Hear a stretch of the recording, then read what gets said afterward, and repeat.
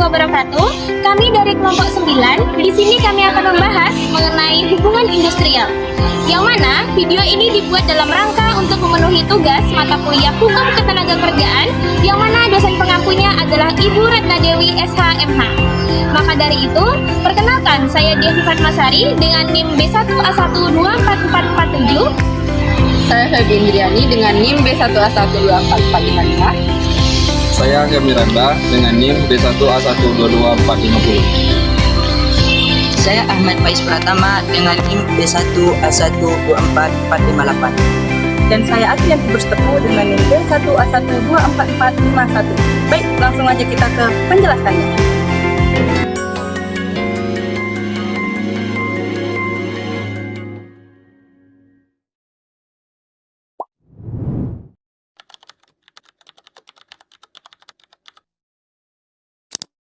Baik, sebelum kita memasuki pembahasan atau materi-materi dari hubungan industrial, kita akan membahas apa sih pengertian dari hubungan industrial itu sendiri. Hubungan industrial adalah suatu pekerjaan atau buruh, pengusaha dan pemerintah yang berdiri atas dasar Undang-Undang 1945 dan Pancasila, dengan tujuan mewujudkan kerjasama yang harmonis, dinamis, dan berkeadilan dalam proses produksi. Dalam arti lain, hubungan industri sama dengan cara pekerja, pengusaha, dan pemerintah bekerja sama untuk mencapai kesejahteraan pekerja serta kelancaran usaha.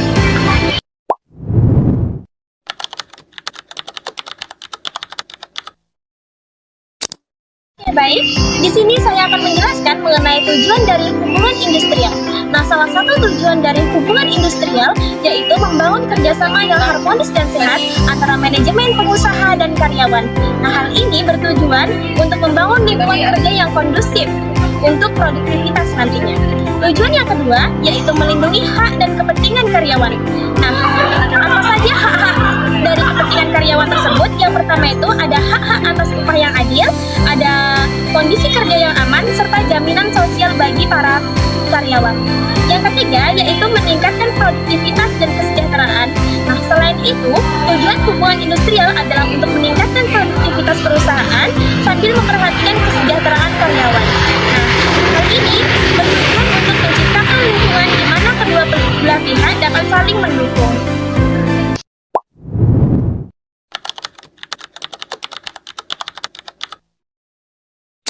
Hubungan industrial memiliki beberapa ciri-ciri, yaitu yang pertama, mengakui dan meyakini bahwa bekerja bukan hanya sebagai untuk sekedar mencari nafkah saja, tetapi juga sebagai pengabdian kepada Tuhannya, masyarakat, bangsa, dan negara.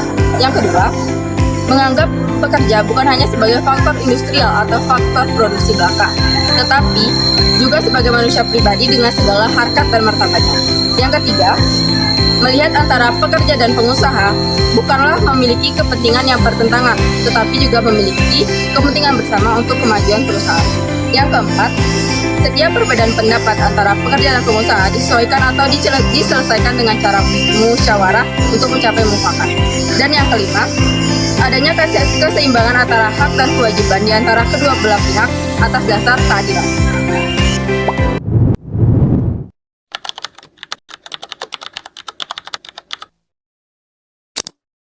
Akan membahas mengenai sarana hubungan industrial. Yang pertama ada lembaga kerjasama bipartit, di mana lembaga kerjasama bipartit ini adalah forum komunikasi di level pengusaha antara manajemen atau pengusaha dan perwakilan pekerja atau serikat pekerja, yang mana tujuannya adalah untuk membahas masalah internal perusahaan seperti produktivitas, kesejahteraan, atau perselisihan kerja awal secara musyawarah untuk mufakat. Yang kedua ada lembaga kerjasama tripartit, yang mana ini adalah forum dialog nasional, provinsi, atau kabupaten atau kota yang melibatkan 3 pihak, yaitu pemerintah, organisasi pengusaha, dan serikat pekerja atau buruh. Fungsinya sebagai wadah konsultasi untuk merumuskan kebijakan ketenagakerjaan publik yang penting, seperti penetapan upah minimum. Yang selanjutnya ada serikat pekerja atau serikat buruh, yang mana organisasi yang dibentuk oleh para pekerja secara bebas, mandiri, dan demokratis. Peran utamanya adalah untuk mewakili, memperjuangkan, membela hak, dan kepentingan anggota di hadapan manajemen atau pemerintah. Yang keempat ada organisasi pengusaha, yaitu sebagai wadah bagi para pemilik usaha atau manajemen pengusaha, contohnya Asosiasi Pengusaha Indonesia atau APindo, yang berfungsi untuk mengordinasikan kebijakan, menyampaikan aspirasi dunia usaha, dan menjadi mitra dalam dialog tripartit serta perundingan hubungan industrial. Dan penjelasan mengenai sarana hubungan industrial akan ditambahkan oleh rekan saya. Baiklah, saya akan melanjutkan materi yang telah disampaikan oleh rekan saya, yaitu mengenai sarana hubungan industrial. Yang kelima, peraturan perusahaan dan perjanjian kerja bersama PKB, yaitu pedoman hak, kewajiban, dan tata tertib kerja di perusahaan. Yang keenam, perjanjian kerja, kesepakatan kerja antara pekerja dan pemberi kerja. Yang ketujuh, lembaga penyelesaian perselisihan hubungan industrial, yaitu meliputi mediasi, konsiliasi, arbitrase, dan pengadilan hubungan industrial.